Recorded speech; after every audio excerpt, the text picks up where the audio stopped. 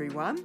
I just thought I would jump in today and talk about one of the top skills that I often work with families, children and young people in developing because of its strong correlation to growing confidence, resilience, and studies show its relationship with us being successful in our lives, and that is the capacity to problem solve. So what I'm going to share with you today is 5 things that you can support your kids in problem solving. So number 1, it's about asking really curious questions. So when our kids come to us and dump a problem on us, Mum, and there's been a catastrophe of some sort, or they're feeling like it's a catastrophe, then it's at that point how we respond that's really important. So we could ask a question to start with like, how are you going to problem solve that? So I would use those actual words. Or, okay, so once you tame your frustration that whatever it is hasn't worked out, what's your plan? What can you do next? What options are you thinking you could go with? So asking those open questions. And the message that implicitly gives our kids is, I know you've got this. I know you can sort this. Okay? Number 2, it's about allowing our kids ample opportunities for creative play.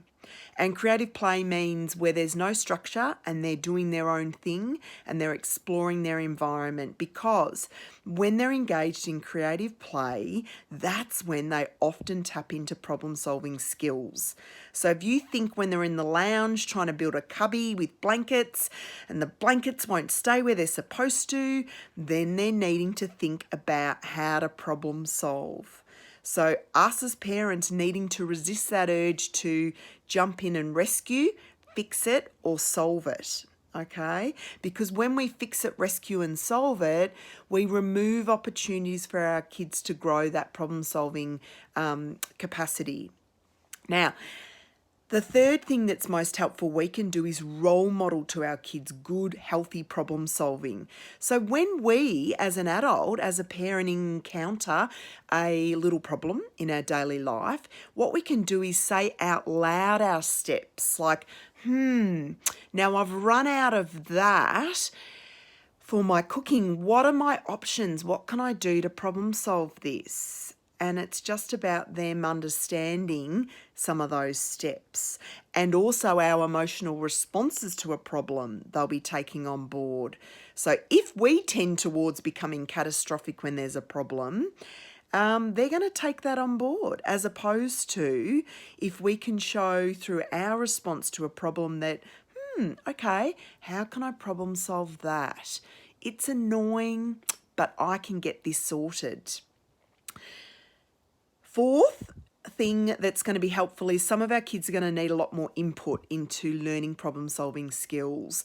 So using role play is going to be helpful for them. Now this will look different depending on whether you're, thinking about a 3-year-old or a 12-year-old, but it's as simple as saying to them, okay, I'll pretend to be the girl at school who won't follow the rules, and you can show me some of the ways you can manage that problem, and then you can obviously talk through it together. Lastly is probably one of the most important skills we want our kids to learn, which is about when they've exhausted all their problem solving and their own resources and capacities, is that they can reach out and ask for help. And that them understanding asking for help is one of the bravest things they can do. So resist the urge to rescue, fix it and solve it, and provide lots of opportunities for our kids to problem solve.